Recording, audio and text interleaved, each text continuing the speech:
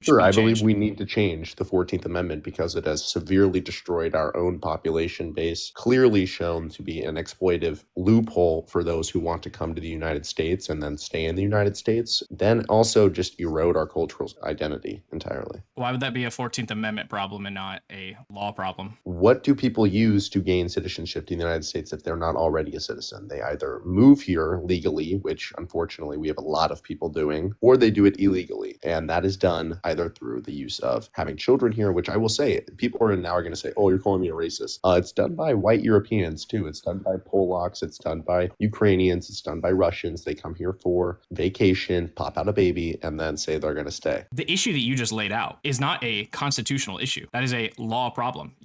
I specifically identified the issue of people moving here and then having kids here and then using the fact that their child that they just had is now a citizen due to the 14th Amendment to gain citizenship themselves. Sure. But the Constitution's not creating that loophole. All the Constitution allows for is for that child themselves to be a citizen. If that's your issue, if that's the thing you've identified that you're like, this is bad and this is being abused, that can be addressed through the law. No constitutional amendments needed there. Like you said, there's no agreement in this country on that type of matter. Unfortunately, people don't think that there needs to be any change. So how do you go about making that change lawfully, like you described, without altering the Constitution entirely? You don't have an issue with the Constitution. You just have an issue with democracy. That's it. That's what's happening here.